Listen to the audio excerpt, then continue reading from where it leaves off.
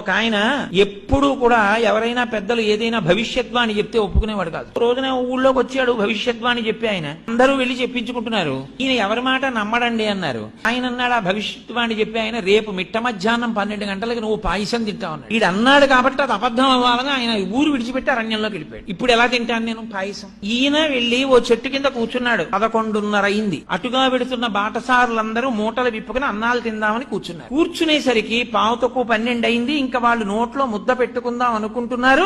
దారి దొంగలు వస్తున్నారన్నారు. వీళ్ళందరూ విప్పిన మూటలు విప్పినట్టు వదిలేసి పారిపోయారు. ఈయనొక్కడు మాత్రం అయ్యి బాబోయ్ ఇప్పుడు పారిపోవడం ఎందుకు, మనం 12 అయిపోతోంది, మనం ఎవ్వరికంటా పనకూడదని ఓ ఆ చెట్టే ఎక్కి పైన కూర్చున్నాడు. దొంగలు వచ్చారు. 5 నిమిషాలు తక్కువ 12 అయింది. ఉరే మంచి ఆకలి మీద ఉన్నాం, భలే ఉందిరా, అన్ని పాయసాన్నాలే, ఉరే పాయసాన్నం మిగిలిందిరా తినేద్దాం అన్నారు. ఉరే ఆగండి, వాళ్ళు అన్ని పట్టుకెళ్లిన వాళ్ళు పాయసాన్నాలు ఎందుకు వదిలేశారా?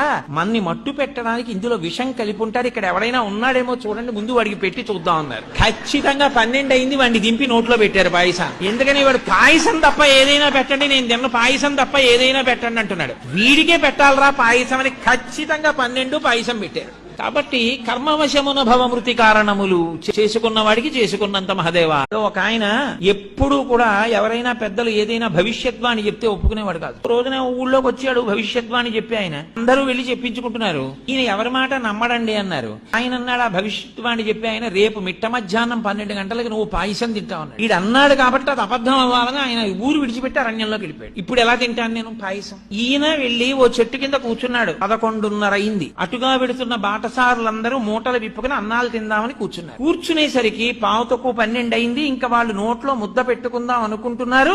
దారి దొంగలు వస్తున్నారన్నారు. వీళ్ళందరూ విప్పిన మూటలు విప్పినట్టు వదిలేసి పారిపోయారు. ఈయనొక్కడు మాత్రం అయ్యి బాబోయ్ ఇప్పుడు పారిపోవడం ఎందుకు, మనం 12 అయిపోతోంది, మనం ఎవ్వరికంటా పనకూడదని ఓ చెట్టే ఎక్కి పైన కూర్చున్నాడు. దొంగలు వచ్చారు. 5 నిమిషాలు తక్కువ 12 అయింది. ఉరే మంచి ఆకలి మీద ఉన్నాం, భలే ఉందిరా, అన్ని పాయసాన్నాలే, ఉరే పాయసాన్నం మిగిలిందిరా తినేద్దాం అన్నారు. ఉరే ఆగండి, వాళ్ళు అన్ని పట్టుకెళ్లిన వాళ్ళు పాయసాన్నాలు ఎందుకు వదిలేశారా?